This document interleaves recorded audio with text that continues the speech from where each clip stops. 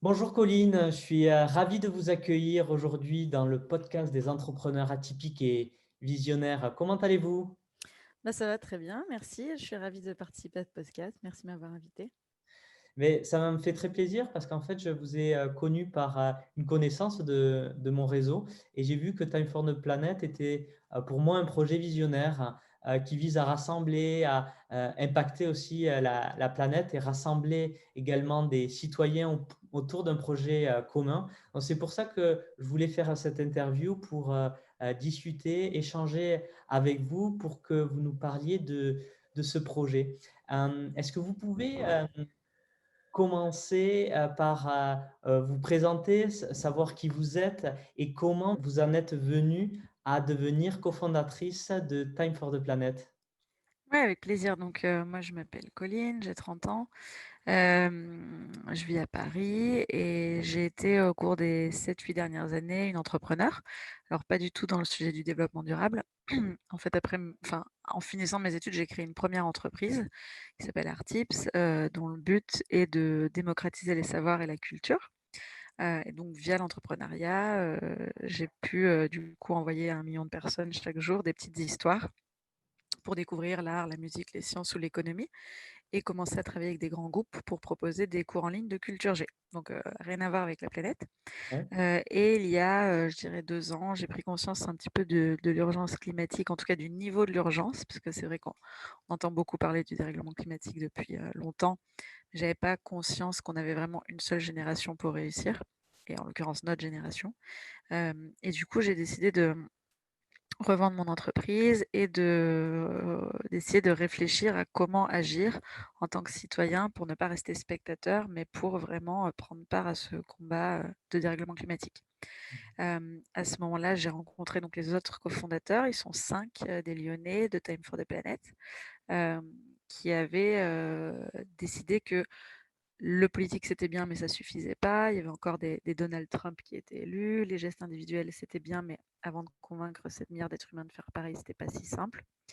Et donc, il fallait inventer un outil citoyen un peu hors norme, capable de répondre à cet enjeu en misant notamment sur ce qu'on savait très bien faire nous, à savoir l'innovation et l'entrepreneuriat.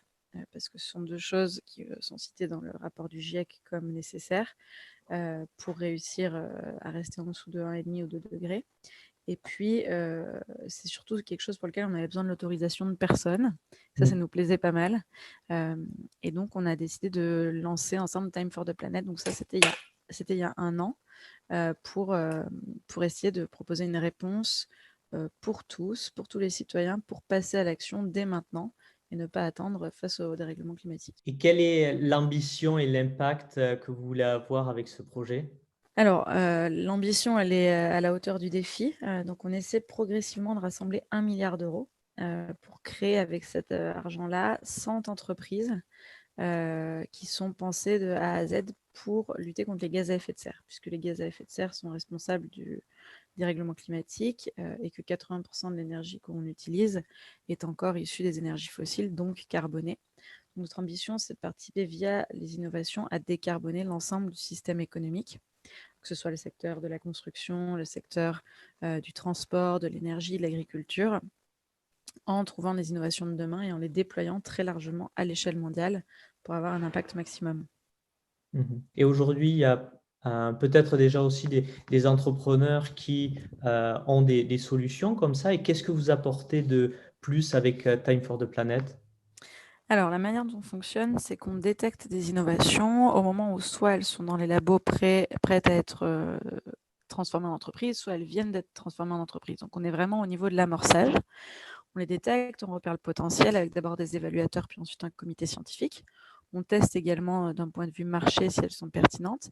Et ensuite, on investit de l'argent donc, auprès de l'innovateur. Et si l'innovateur est plutôt un scientifique, avec du coup une approche très rigoureuse scientifique, on va lui adjoindre un profil plus entrepreneur, avec un mindset vraiment d'entrepreneur aguerri qui a déjà internationalisé des boîtes, qui a déjà fait du marketing, qui a déjà fait une équipe de vente, par exemple, pour que le scientifique n'ait pas à se transformer en entrepreneur, ce qui prend beaucoup de temps. Nous, on a mis 10 ans à devenir des entrepreneurs pas trop mauvais à l'aide d'incubateurs et de formations et de mentors, et on n'a pas le temps d'attendre. Donc, on crée comme ça des équipes de cofondateurs et on les finance jusqu'à 10 millions d'euros via différentes levées de fonds pour qu'ils n'aient pas à perdre du temps à chercher des fonds à gérer des investisseurs. Donc, nous, on fait ça. Et la deuxième chose qu'on fait qui est assez unique pour le coup, c'est qu'à la seconde où on finance une entreprise, on met l'innovation en open source. Qu'est-ce que ça veut dire? Ça veut dire que n'importe qui dans le monde qui trouve l'innovation intéressante et qui a envie d'en faire un business, comme notre entreprise, peut nous demander une licence et copier et commercialiser et s'enrichir à partir de cette innovation. Du coup, finalement, on ne crée pas 100 entreprises, mais on crée 100 filiales ou 100 marchés directement mondiaux, puisqu'on pense que tout le CO2 capté en Inde, au Canada ou en Afrique du Sud, c'est autant de degrés en moins à Paris, et qu'on a besoin sur ce sujet-là de coopération. Et donc, via l'open source, en fait, on démultiplie le passage à l'échelle des innovations et l'impact mondial de Time for the Planet. Et pour ceux qui ne seraient pas bien au courant, si tu devais résumer la situation climatique mondiale aujourd'hui, comment tu la résumerais? Bah, c'est pas top. En gros, donc, comme je le disais, il faut bien comprendre que on est sur un moment de dérèglement climatique très grave, qui ne fait que s'aggraver par rapport à l'ère pré-industrielle, donc autour de 1850. On a déjà pris 1,1 degré. Alors, 1,1 degré, on pourrait se dire, c'est rien, il va faire 20 au lieu de 19. C'est pas du tout ça que ça veut dire, c'est une moyenne à l'échelle du globe. Mais ça a énormément déjà d'impact et on le voit au quotidien entre les incendies, entre les catastrophes qui ne font qu'augmenter, les canicules qui sont de plus en plus importantes et les mois de plus en plus chauds. C'est un impact très important. Or, les principaux responsables du dérèglement climatique, c'est les gaz à effet de serre, donc le CO2, le méthane principalement, qui sont rejetés par les activités humaines et qui se stockent dans l'atmosphère et qui réchauffent, donc, que ce soit par les océans ou par l'atmosphère, la planète. Aujourd'hui, sur les prévisions du GIEC, il est attendu d'ici 2100, donc c'est dans pas si longtemps, c'est dans 80 ans, entre plus 5 et plus 7 degrés. Je rappelle, aujourd'hui, on a juste plus 1,1. Plus 5 ou plus 7 degrés, pour vous donner une idée, parce que les gens ne se rendent pas compte, c'est un monde dont on n'a aucune idée. C'est-à-dire que, par exemple, le PDG d'AXA disait qu'un monde à plus 4 degrés, c'est un monde qui est devenu complètement inassurable. Un monde à plus 4 degrés, c'est aussi un monde où l'été, à Lille, donc dans le nord de la France, il fait 55 degrés. Et donc, il ne faut pas se tromper quand on dit qu'on va rester en dessous de 1,5 ou 2 degrés. C'est pas qu'il va faire 37 au lieu de 35 au bord de la piscine l'été. C'est vraiment pas ça. Au-dessus de 2 degrés, on n'a jamais vécu un monde comme ça et donc on ne sait pas ce qui se passe. On sait qu'en tout cas, des catastrophes commencent à s'enchaîner. Pourquoi? Parce qu'il y a des boucles de rétroaction qui se mettent en place, c'est-à-dire des cercles vicieux. Il y a par exemple le permafrost qui libère, donc le permafrost c'est toute une zone gelée qui va libérer du méthane et un nombre colossal de méthane qui va accentuer énormément le dérèglement climatique. Et donc à partir de plus 1,5 ou 2 degrés, on rentre dans une phase où on perd le contrôle du dérèglement climatique, c'est-à-dire qu'il devient, on devient incapable de le stopper. D'où l'idée du GIEC de rester entre 1,5 et 2 degrés. Mais encore une fois, 1,5 ou 2 degrés, c'est pas juste plus de degrés l'hiver ou l'été, il faut mettre un pull en plus ou en moins. C'est vraiment un monde à plus de degrés, c'est déjà un monde pas tellement souhaitable, avec des difficultés au niveau de l'agriculture, avec des difficultés sur l'accès à l'eau, avec énormément de réfugiés climatiques. Aujourd'hui, quand on voit quelques milliers de migrants en Méditerranée, à quel point ça stresse l'Union européenne, en fait, on sera complètement incapable de faire face aux marées de migrants qui arriveront dans un certain nombre de pays qui ne pourront plus simplement vivre dans certains pays en Asie, par exemple. Donc, on parle vraiment de niveaux de catastrophe qui font que, évidemment, la stabilité géopolitique, la stabilité économique, le monde tel qu'on le connaît aujourd'hui, n'aura plus rien à voir. Et donc,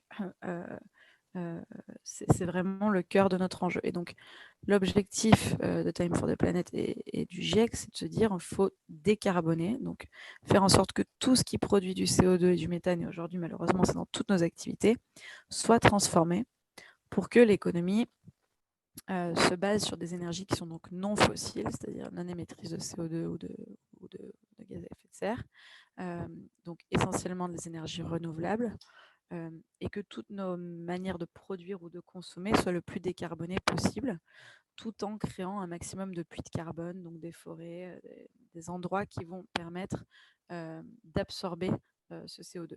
C'est pour ça que chez Time for the Planet, on a donc 4 leviers. Le premier, c'est de travailler à transformer tout ce qui est production pour qu'on soit en capacité de produire en faisant zéro émission. Le deuxième levier, c'est l'efficacité énergétique. C'est se dire, en attendant que toute l'énergie qu'on soit capable de produire soit décarbonée, il faut consommer le moins d'énergie possible. C'est pour ça, par exemple, qu'en isolant correctement sa maison, on dépense infiniment moins d'énergie. C'est bon aussi pour sa facture d'électricité. Le troisième levier, c'est la sobriété. La sobriété, l'idée, c'est que il faut que les produits aient des durées de vie plus longues, parce que on ne peut pas se permettre de produire autant, donc il faut consommer avec plus de modération et en tout cas des choses qui ont des durées de vie plus longues. Et puis le dernier élément, c'est la capture du CO2, puisqu'on émet déjà trop. Et donc, c'est récupérer à la sortie des cheminées d'usine, dans l'air, tout le CO2 qui est déjà trop important pour le transformer ou l'enfouir pour éviter qu'il vienne accentuer le réchauffement climatique. Donc, sur ces 4 leviers, nous, on cherche des innovations pour créer à partir de ces idées-là 100 entreprises qui vont agir au quotidien pour décarboner l'économie. Et quels sont les challenges auxquels vous faites face aujourd'hui? Alors, il y en a beaucoup. D'une part, c'est la première fois qu'on fait un fonds d'investissement à but non lucratif. Donc, arriver à rassembler des citoyens et des entreprises qui viennent en disant « je ne veux pas de retour financier ». Ce n'est pas du don, puisque pour chaque euro investi, on rendra 1 euro dans 10 ans, mais il n'y aura pas ni de dividende ni de plus-value. Donc, il n'y a pas de possibilité d'enrichissement personnel. Et donc, ça change un petit peu du capitalisme traditionnel. Et donc, ce n'est pas forcément très simple de faire accepter à tout le monde cette idée.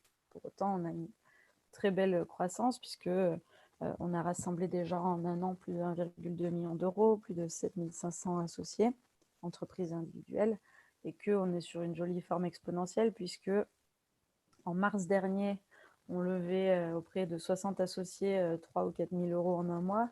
Aujourd'hui, quand on fait que 60 associés et 3 ou 4 000 euros en une journée, on trouve que c'est une mauvaise journée. Donc, on est vraiment sur une accélération très forte. On a aussi de plus en plus d'entreprises et bientôt de très grosses entreprises qui nous rejoignent et nous préparent l'internationalisation. Donc, un des prochains challenges aussi, ça va être effectivement comment on passe notre modèle français, européen à un modèle américain, un modèle asiatique pour vraiment devenir un mouvement mondial. Et donc ça, d'un point de vue régulation, c'est pas très simple, mais après on a réussi à être créatif en France et à trouver un modèle qui pouvait convenir et qui correspondait à nos ambitions. Donc maintenant, il ne reste plus qu'à faire pareil dans les autres régions du monde. Et comment on peut contribuer à Time for the Planet si on est un citoyen ou un entrepreneur ou peut-être un scientifique? Quand on est citoyen, il y a plusieurs choses. Vous pouvez devenir associé de Time for the Planet, donc ça c'est apporter de l'argent. Vous pouvez rejoindre ce qu'on appelle la galaxie de l'action. Donc c'est un endroit où on a 1000 bénévoles qui au quotidien consacrent quelques minutes, quelques heures pour nous aider sur plein d'actions différentes. Il y en a qui sont formés pour être évaluateurs des innovations, il y en a qui sont designers, codeurs, traducteurs, relecteurs, qui nous aident à réseauter, à rencontrer les grosses boîtes.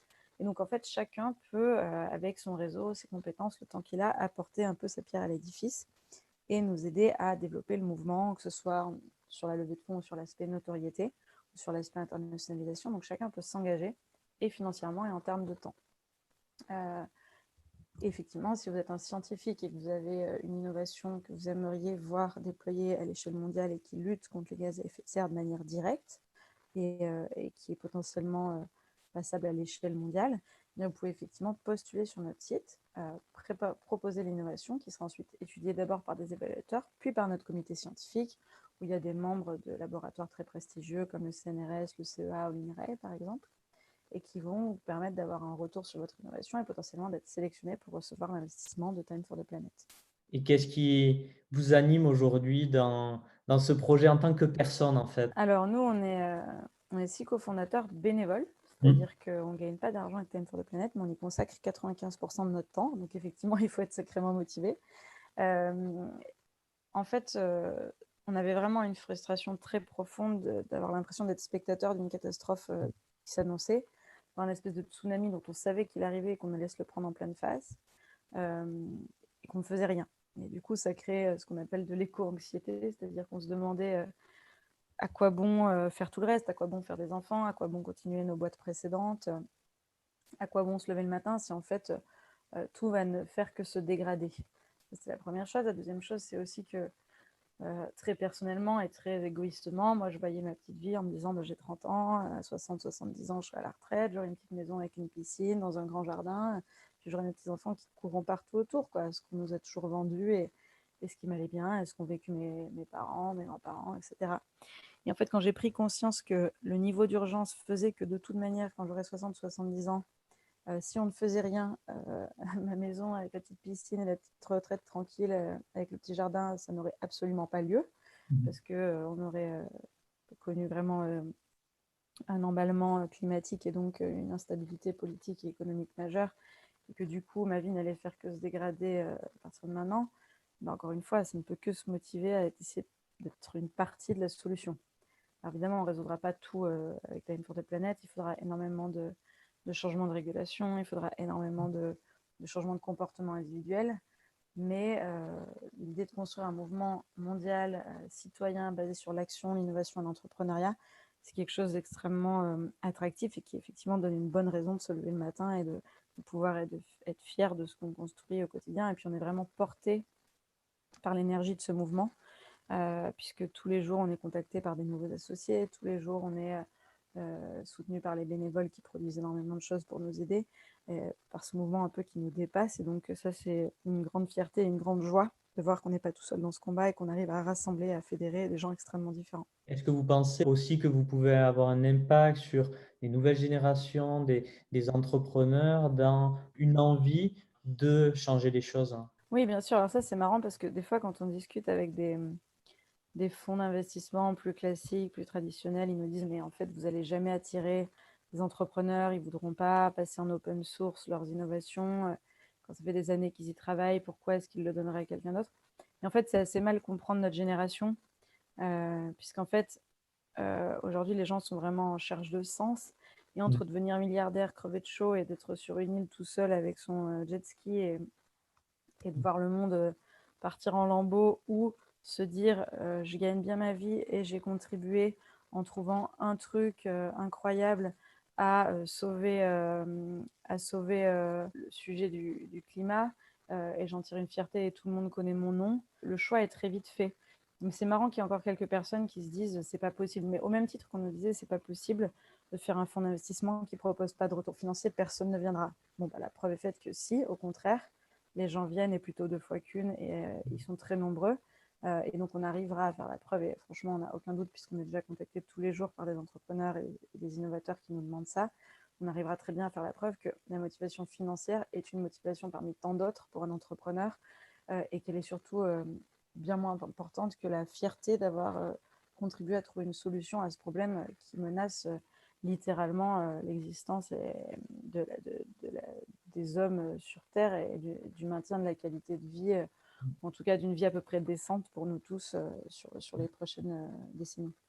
Et par rapport à ce que vous avez dit sur ces retours que vous avez eus par rapport à des fonds d'investissement qui vous ont dit que les gens ne mettront pas leurs solutions sur open source et tout ça, est-ce que c'est pas peut-être le changement de paradigme des anciennes générations avec les nouvelles qui, mais comme vous disiez, ont besoin de plus de sens et que on est à une période où on est dans un changement de paradigme? Si, si, bien sûr, bah, on le voit, hein, les jeunes le disent avec cette histoire de boomer, etc. Euh, il y a ceux qui ont passé déjà l'essentiel de leur vie et qui du coup veulent pas tellement remettre en question la manière dont ils ont vécu ou que ça importe peu en se disant c'est pas mon sujet. Puis il y a ceux qui comprennent qu'en fait bah, ça va être beaucoup plus difficile sur les décennies à venir et que du coup bah, c'est leur vie à eux qui va être impactée ou c'est leurs enfants directement. Moi j'ai beaucoup d'amis à 30 ans qui se demandent s'ils vont faire des enfants à cause du réchauffement climatique. Donc nous c'est une question qu'on se pose quotidiennement et qui crée beaucoup d'éco-anxiété. Après, c'est quelque chose de nouveau, c'est très difficile à digérer, donc il y a beaucoup de gens qui font du déni, il y a beaucoup de gens qui veulent ne pas comprendre, il y a beaucoup de Mm. gens qui appellent ça les Khmers verts ou je sais pas quoi. alors que c'est une réalité scientifique. Seulement, on n'a jamais eu à faire face à un défi d'un point de vue de l'humanité aussi colossal et, et qui n'a pas de solution simple. Qui n'a pas de solution simple parce que c'est l'intégralité de notre modèle de civilisation qui est bâti sur quelque chose qui ne fonctionne pas et qui demande à être transformé. Donc, le chantier peut paraître tellement colossal qu'il est souvent plus simple de dire « Oh, pourquoi c'est mon sujet? Il y a que les hommes politiques ont qu'à faire quelque chose. Moi, j'ai déjà à m'occuper de ma vie et ça suffit. » Et donc, oui, quand on est moins concerné ou parce que ça fait très peur, il y a beaucoup de gens qui préfèrent ne pas réaliser le problème, parce qu'une fois qu'on le réalise, effectivement, c'est très difficile de continuer comme avant. Mais ça me fait penser en fait à ce qu'on appelle la courbe de deuil, où il y a différentes phases. Petite phase de dépression aussi, quand on réalise, petite phase de colère, en disant mais Mm. pourquoi personne n'a rien fait.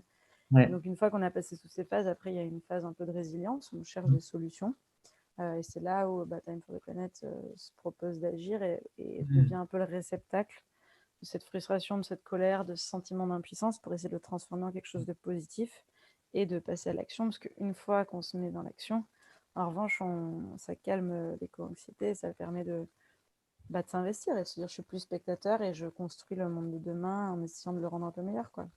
C'est vrai que j'entends parler dans les reportages que souvent, que ce soit l'agroalimentaire ou des industries, elles disent qu'elles répondent aux besoins du marché. Mais si le marché fait évoluer aussi ses modes de consommation et n'est pas d'accord avec la façon dont sont produites les choses, peut-être que là aussi, ça va créer un changement aussi au niveau des entreprises si les citoyens aussi changent leur façon de consommer.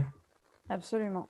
Oui, de toute manière, ce sera un mouvement global, mais donc l'important, c'est de sensibiliser les consommateurs, c'est de transformer les entreprises, transformer les modes de production, et tout se passera en même temps. On ne peut pas attendre qu'il y ait l'un ou l'autre qui se passe. Il faut vraiment y aller tout azimuts. Si on n'a qu'une génération pour réussir, il faut accélérer fortement. Et de quoi êtes-vous la plus fière aujourd'hui? C'est une bonne question. Je crois que ce qui est extrêmement fascinant à regarder pour nous, c'est la manière dont les gens s'emparent du projet à notre place.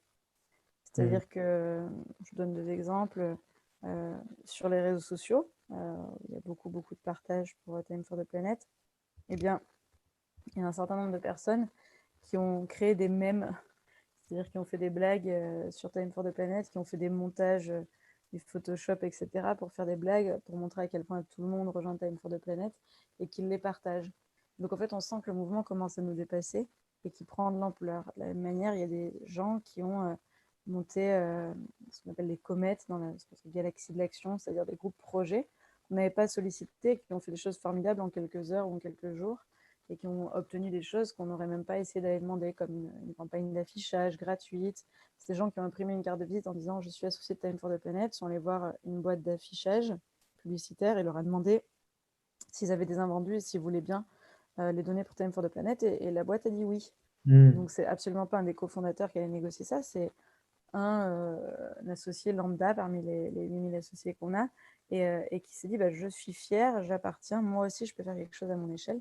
Et de voir tous ces gens passer à l'action à leur échelle pour soutenir Time, c'est quelque chose qu'on imaginait, mais de le voir se passer sous nos yeux, ça donne une énergie de dingue, et surtout ça nous rend fiers en se disant voilà, on a réussi à construire le réceptacle et cet outil qui leur permet de transformer leur frustration en action, et ça c'est vraiment très chouette. C'est pas seulement un projet, c'est vraiment vous créez une sorte de mouvement en quelque sorte. Ouais, c'est un mouvement citoyen. C'est vraiment inspirant.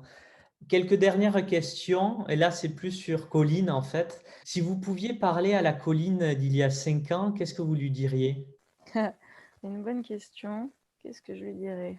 Je lui dirais, toi qui crois qu'il n'y a que une seule entreprise que tu peux créer dans laquelle tu te sens bien, en fait non, en grandissant, tu verras, il y a des challenges de plus en plus intéressants et plein de partenaires extrêmement inspirants que tu rencontreras plus tard. Et donc ne crois pas qu'il n'y a qu'un seul moment, la vie a plein d'opportunités et plein de surprises géniales.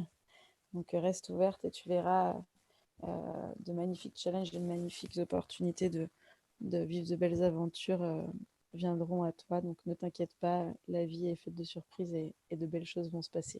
Imaginez, là, je ne sais pas si c'est quelque chose que vous prévoyez, mais que votre fils, votre fille regarde cette vidéo, un moment où elle pourra comprendre la vidéo. Qu'est-ce que vous souhaiteriez lui dire? J'aimerais bien lui dire, écoute, je ne sais pas si ça a marché ou pas, mais sache qu'on a tout fait du matin au soir pour essayer de faire que tu aies une vie à peu près aussi sympa que la nôtre.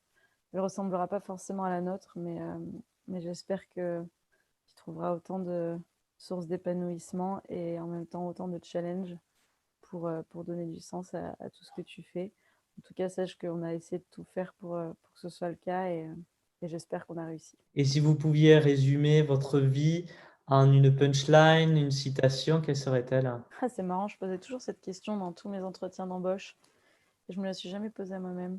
Je dirais, c'est pas moi qui l'ai inventé, mais je dirais fais le premier pas et tu verras la route apparaît. Ah, j'adore. Si des gens qui écoutent ce podcast veulent rejoindre Time for the Planet, où peut-on vous retrouver? Alors, il suffit d'aller sur le site Time for the Planet, vous tapez dans Google, et vous aurez tous les éléments qui raconteront l'aventure, vous proposeront de prendre des parts, vous pouvez même offrir des parts à des amis. Vous découvrirez tous les éléments, notre dossier scientifique qui présente un peu tout ce que j'ai pu vous expliquer sur le dérèglement climatique bien en détail et bien documenté. Et puis, vous pourrez voir tous nos associés, tout ce qu'on fait, les entreprises dans lesquelles on investit, découvrir notre comité scientifique aussi. Donc, tous les éléments sont sur le site. D'accord, ben je mettrai les liens dans la description. En tout cas, merci Colline, c'était un vrai plaisir de partager ce moment avec vous. Merci beaucoup de m'avoir invité. À bientôt, au À revoir. bientôt. Au revoir.